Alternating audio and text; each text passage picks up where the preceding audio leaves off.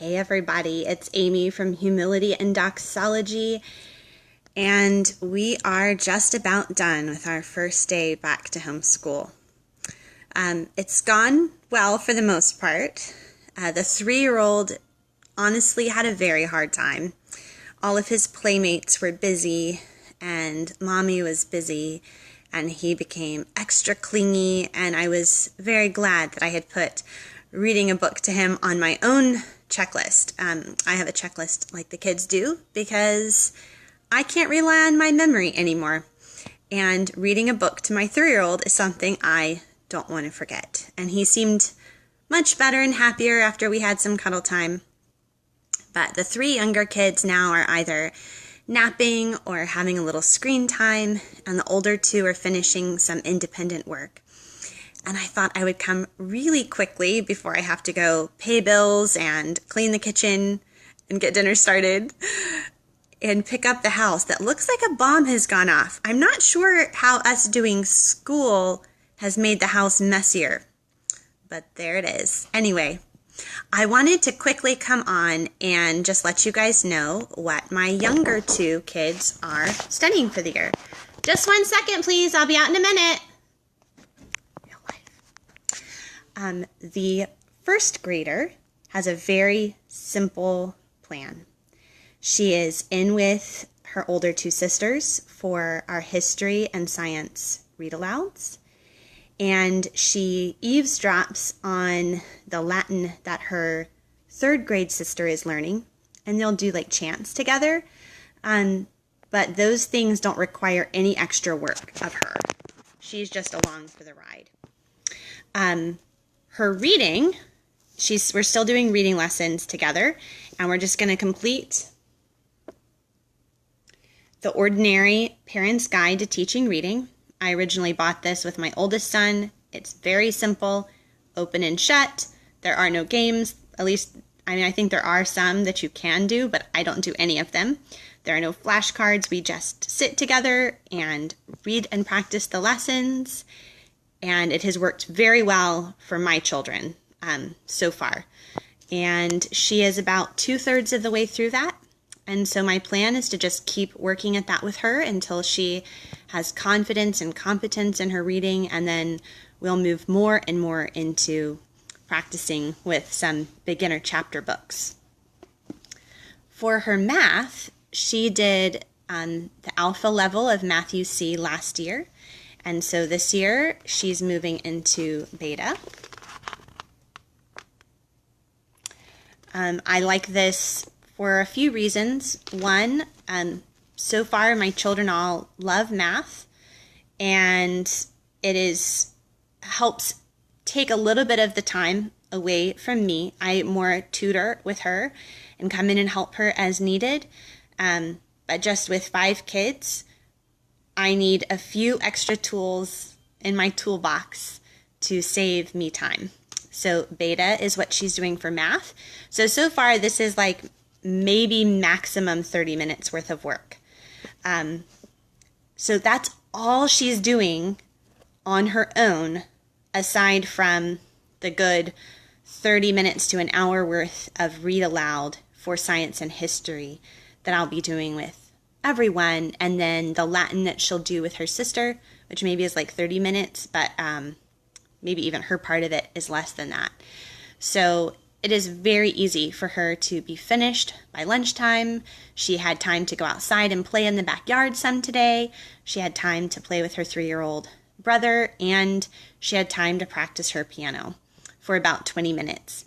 Maybe it was actually probably more like 15. So I feel like that's just enough for a 6-year-old, and she loves to learn and is in fact the only one who is excited about going back to school. So in between the transition, I will show you what I'm using with all of the girls together. So this would be my 1st grader, my 3rd grader, and my 6th grader. We're doing history and science together. And I put some links to my textbook free history post, and a post about reading journals. So we are going to be using Genevieve Foster's history books as our core text for the year. So we started this one today. I love her books. Just very engaging narrative style, makes history come alive. And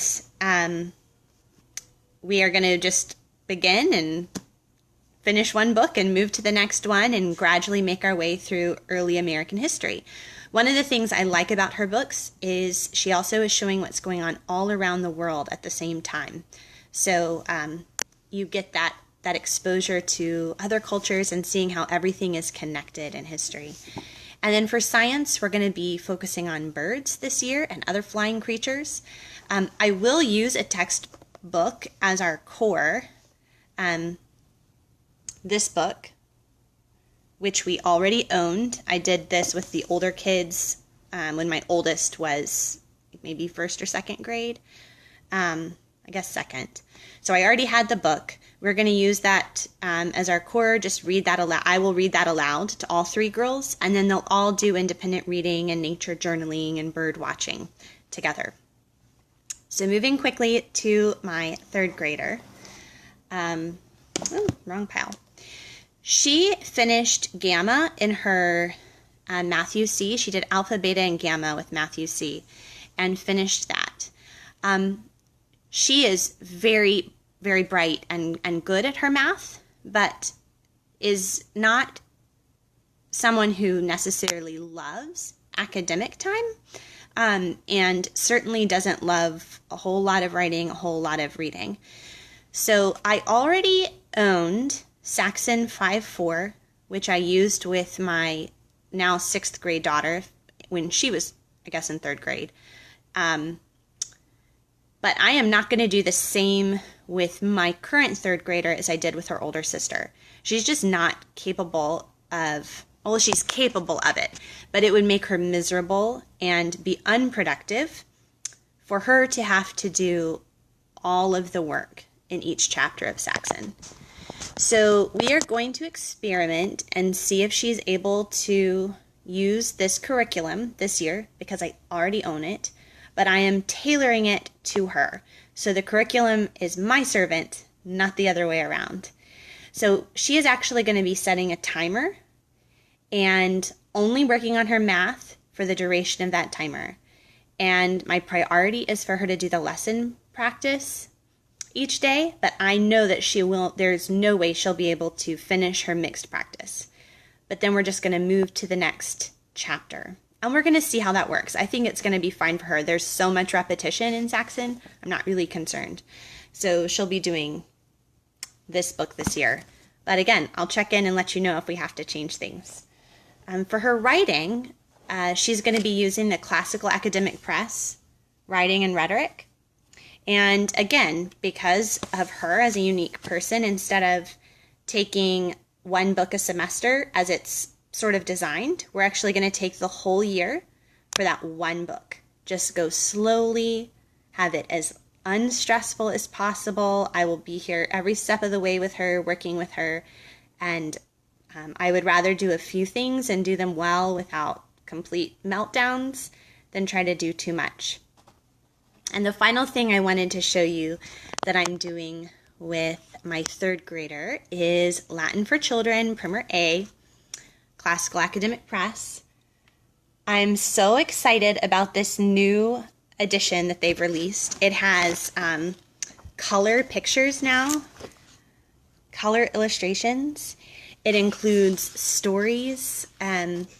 It's just, I already loved their Latin program. I've used it with my older two. It's been fantastic for us. But this is even better. Now, with my older two kids, I did not get any of the DVDs for the first level of Latin.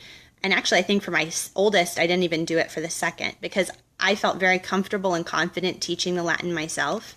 I had studied Latin on my own. And so I have made a different decision this year.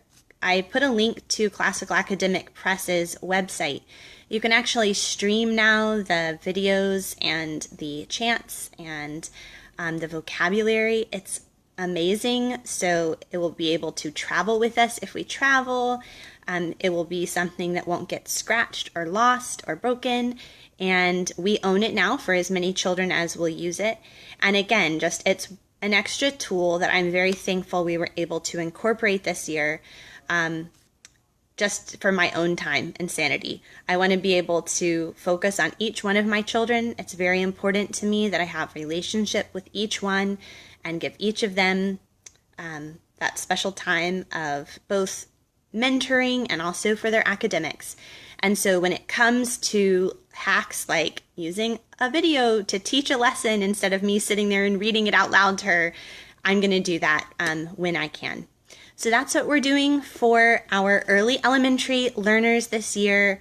Lots of read alouds, reading journals. That will be the core of our work. And then math and a little writing and a little Latin. And that's it. So they're both done by lunchtime. And nobody cried except for the 3-year-old. And I have survived by God's grace. So I'll talk to you later. Let me know if you have any questions for me.